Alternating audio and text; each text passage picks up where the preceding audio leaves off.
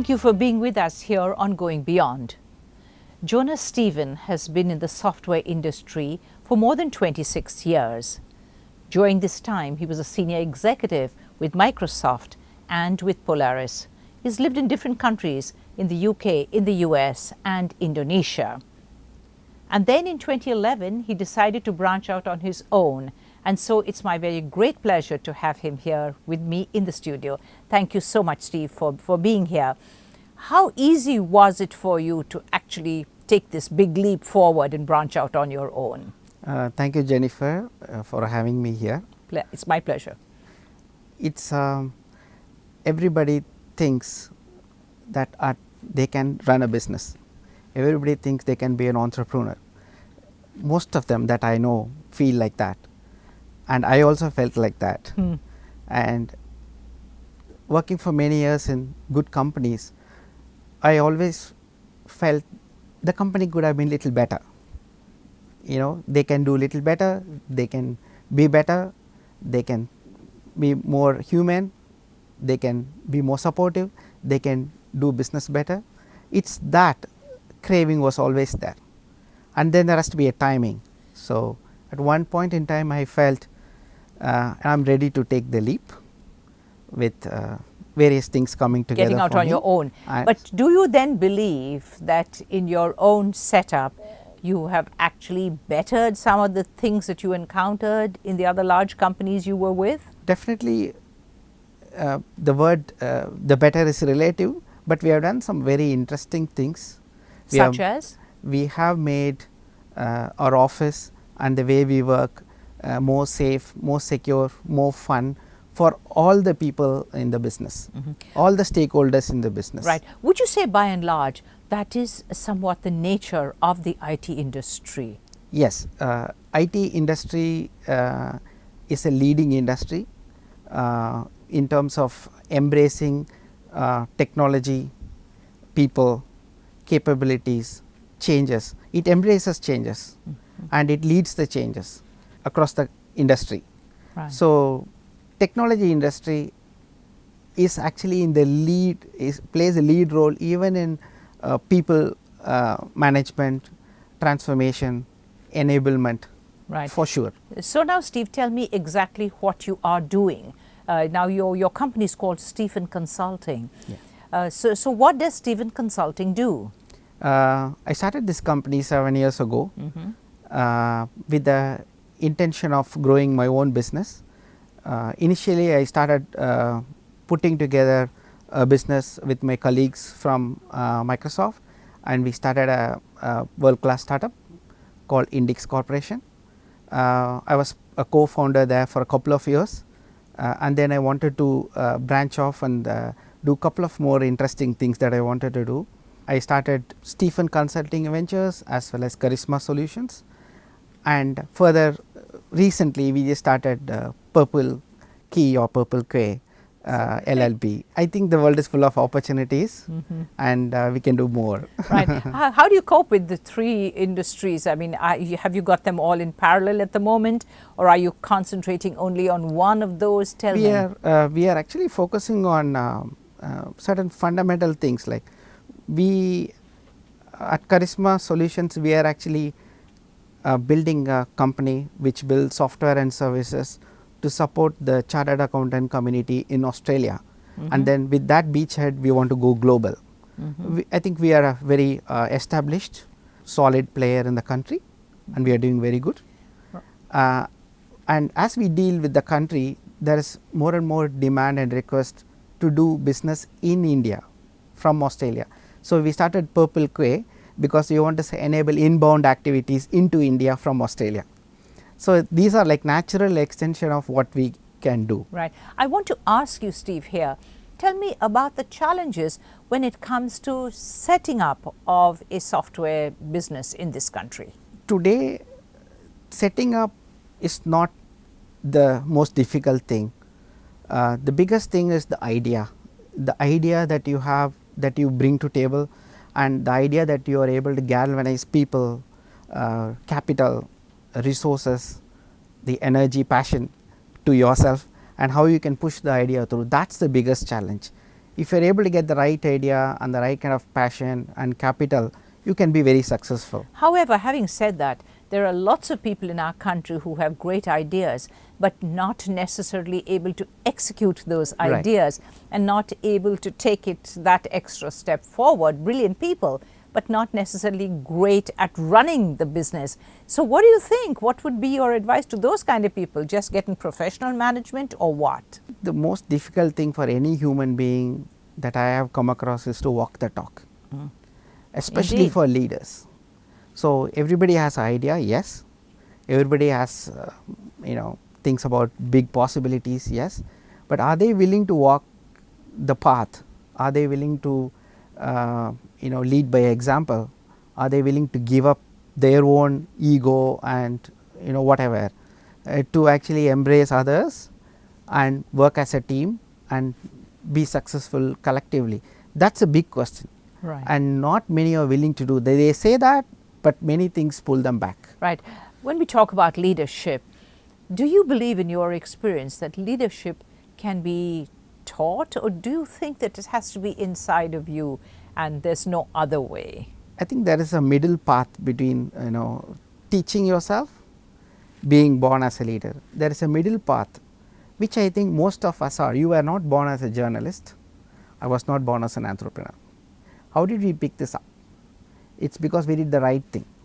I call this the two parts of any learning, right? One is thinking through and the judgment. You need to think through anything and then you need to judge what is the right thing to do. And then you learn from this and apply it at the next level. As the stakes get higher, you have to think through more deeply and you have to judge rightfully. And this is a learning process, cannot be taught, but you have to experience it. You can learn from other experiences, but you have to learn it. Right. When we talk about doing the right thing, we see a lot of people who appear to be progressing doing the wrong thing, Stephen. This troubles me. What do you think about this view? Yeah, this has been bothering all of us, especially I'm happy to today hear as that. Indian citizens. What we see on the television, what we hear and what we read in the internet, it's all about scams and other things which are not really good for the society, for the betterment of this country, or for even the common man. It's definitely not good for the present, for the future. Definitely not right? for the future. I can actually take a quote from Abdul Kalam here. What he said is, he would like to see entrepreneurs who are honest, who are committed, and who have the passion to be successful and truthful. And he wants them to be successful at any cost. He doesn't want them to fail. And he actually told this to one of my friends, who actually shared this perspective with me. And I definitely think about this every day. If doing the right thing, yes, but I have to be a good person, but I also have to be a successful person. Right. Here about the software industry, is it a healthy one? Very, very healthy one from a business perspective. Only concern is the number of jobs that are going to get created in the software industry may be much less than what it had created in the past. Why? Because of the automation that's happening across the industry, and technology like artificial intelligence are maturing, and that's actually the machines are taking the jobs, and obviously less hands are needed to do jobs. Right. The Indian software professional appears to have just gone all over the world, made a name for themselves. I want to ask you here, are the Indian software professionals really respected around the world? They are respected, not just respected, I think they are celebrated. Really? You take the top companies in India, Yes. the worldwide, Yes. right? Be it Microsoft or Google or Adobe. Yeah. Many companies, they are all headed by people of Indian origin. Absolutely. So it definitely, I think they are not just thriving and growing, but they are actually being celebrated, and I think they are changing the world today. Indian IT professionals are changing the world for good. Right. But you were talking just now about there's going to be a shortage of jobs that are available. So there's a lot of young people in our country who just hanker for jobs in the IT industry. So what do you think as a future prospect for them? Where do you see them going? I think there are many jobs, but they are not going to come in volumes that the way it had come in the 2000 to 2010. So the numbers are going to be limited, but they are going to be very high paying. They are going to be very highly qualified jobs. So I'm just concerned about the numbers. Right. I am concerned that there have been many a time where I have, in the course of my work, encountered software professionals. Most of them are very eloquent, speak very well, but there's a lot of, I suppose those are the techie people who must be very, very good in their work, but in terms of communication skills and other things that are very valuable in this day and age. So do you think that's a slight bit of a drawback here? Yes, traditionally we are not a community or a country of communicators. Of people, we encourage communication. Yeah, father says, don't talk too much. The mother says be quiet, right? Just obey. So as a culture, we grow our children as a very obedient, just follow the instructions and don't talk much, do your job kind of attitude. And the teachers, the parents, everybody actually sets the environment for that. But when they get in the work, right, when they get into work, they are expected to do the opposite of that, and that's very difficult. Right. And more so today because of the globalization, they are guys from any small town. When they get to a job, they work with somebody from some other part of the world who is actually the best in that across the world. So now you are comparing you against somebody best in Poland or UK or the US, right? So you have to be the best. Right. It must be rather hard for a young man, say from a rural background, to be suddenly thrown into a culture that is absolutely not his own. Yes. And I often wonder, it must be quite a struggle for those young people to succeed. Have you seen that happening a lot, Stephen? I have seen that wherever the old Chinese proverb helps, when the student is ready, the teacher appears. So the kids who come from struggling environment, from rural background, they are more open to learning, and they are open to listening, and they actually are able to thrive, and they are able to get on with and be successful as well.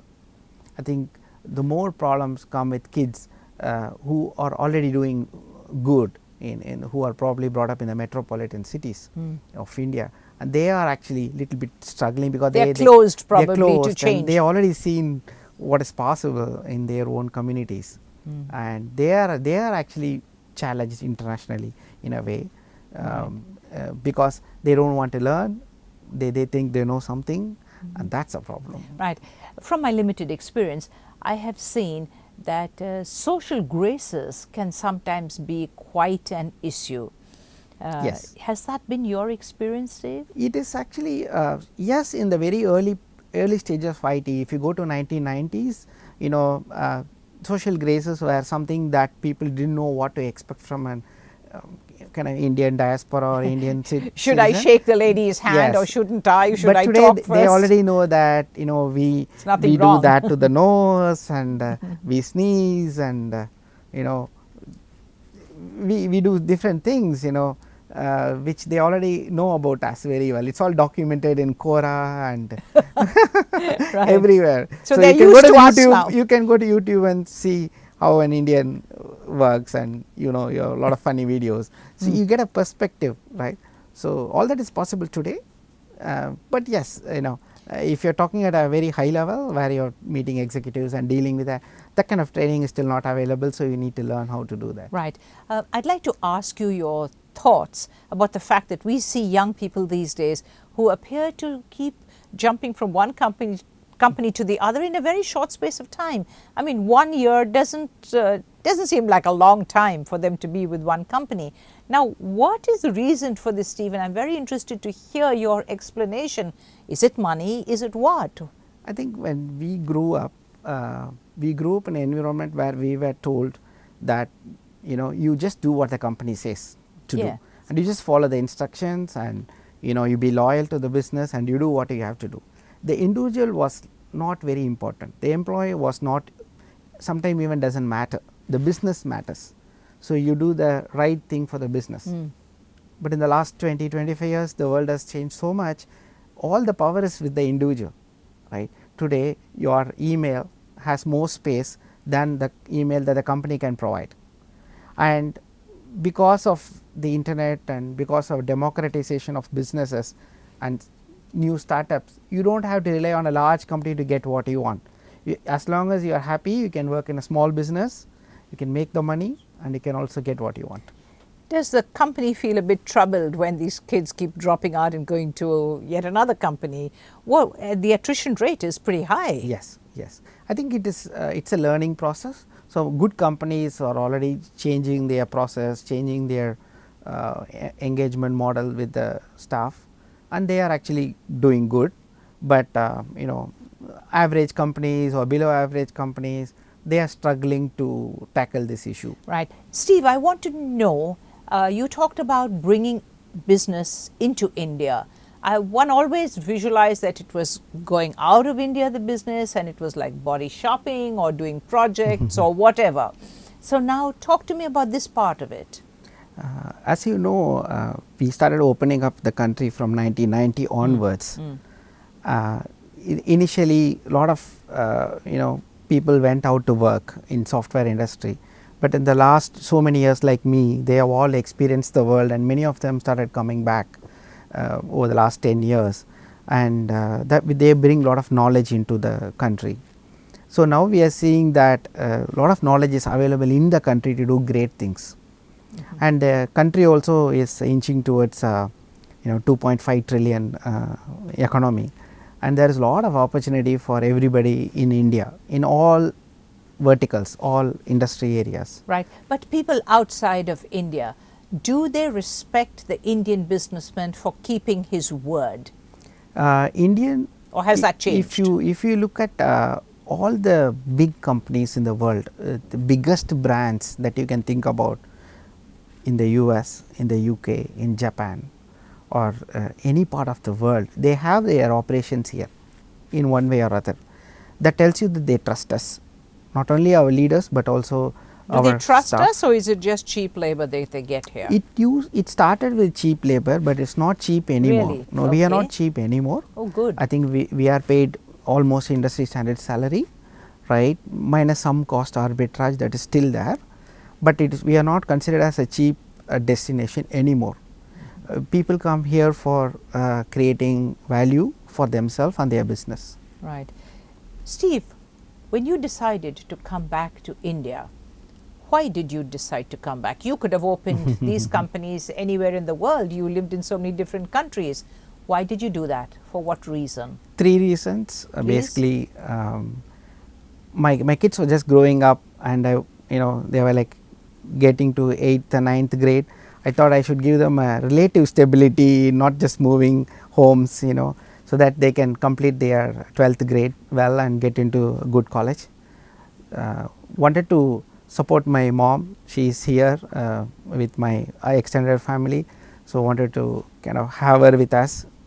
And third thing is, I was also always thinking, this is such a big country, there is so much opportunity, I need to explore this my own country. This takes back to 1995 when I actually arrived in London and saw the Thames, and I was shocked. Why? Because I come from a town, or now a city called Trichy. So the Kaveri over there is at least a kilometer wide, and Thames is a few hundred meters wide. I know, that's true. And there's a small bridge, London Bridge, standing there, and they're saying they rule the world. I said, what happened to my country? Why did they let these guys rule us? Right, that's true. And that was something that kept on telling me that with such a huge resources, such big capability, we are not made for what we are today. Right. We have to do something big, and I am happy to do anything that I can in my own way. Right. Interesting point. I remember in Colorado looking at what they called a river. It was not even a little stream in the middle of the Rocky Mountains. Now, you have 2 kids. Would you like your children to enter the IT industry? What would be your personal choice for your children? I would love them, but I would not force them. So it's their choice. Maybe my son will get into technology space. My daughter has already made a choice to go to the design space. So she is a budding designer, and he is a budding techie. So you've got a combination there, but it's related in a way, don't you think so? Yes. Now, you've already got, what, 3 or 4 companies under your belt? Yes. And I'm curious about what the future holds for somebody as dynamic as yourself, Stephen. Do you see more companies in the future? Do you see, I can't see you sitting and putting your feet up for sure. Tell me. I think I want to make all these businesses autonomous, independent and thriving, and find space to do something more in coming years. So my mission is to make them as independent as possible in months and years to come. Can you be a good person and be a successful entrepreneur in our country? I think you should. I think there's no doubts about it. You have to be good, and you have to be, if you are to be an entrepreneur, also you have to be good. There may be bad examples everywhere, but we fail to see the good examples. There are so many good examples around us. And take any business group that has thrived for say 50 years, you will see that they are not they are not the companies that did anything wrong. You take all the business groups, Tatas, right, Yes. or the TVS or the Godrej, you take any large group who has survived even 30 years, you will see that they have the right DNA. Right. It's only the fly by night operators, the Yes. companies that come and go, they actually do all these kind of thing, and they will, like I said, they will come, but they will also go. Right. So I believe in that. If you do the right things, and a businessman has to do the right thing, because by nature of a business is established for perpetuity.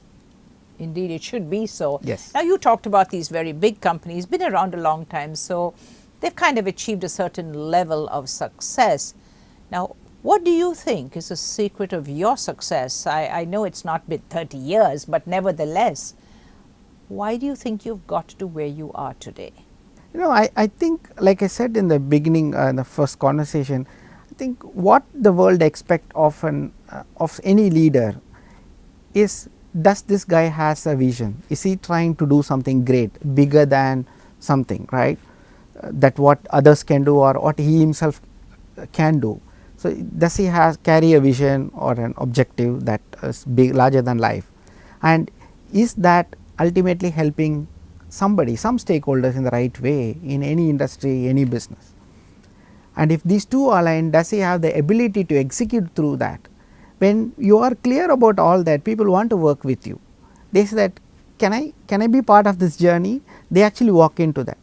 There will be doubt, there will be doubting people, there will be people who are like, won't believe in that. That's fine, that's how it all starts.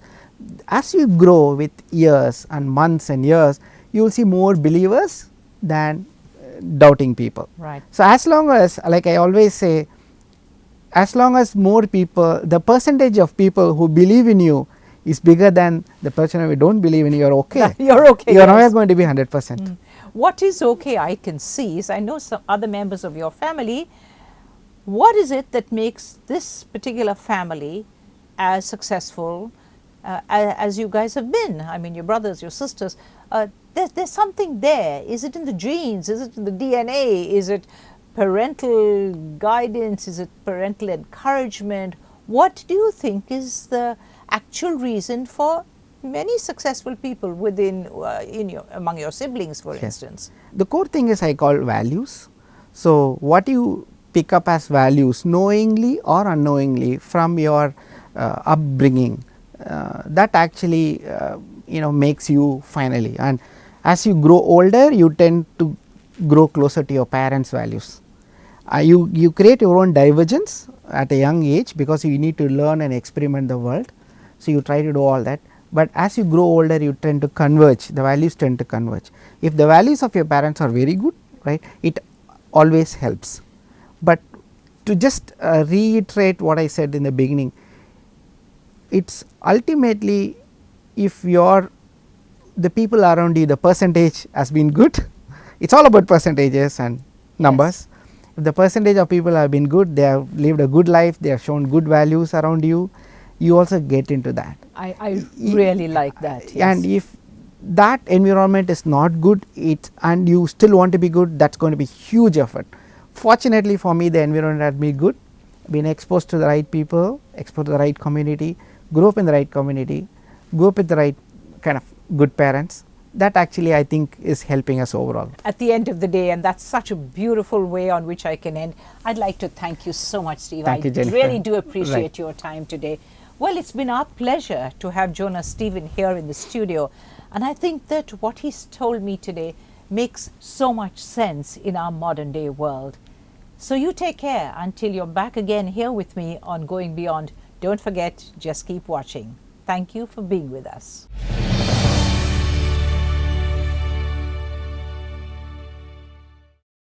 Going Beyond, brought to you by IBHAR, Empowering Achievement.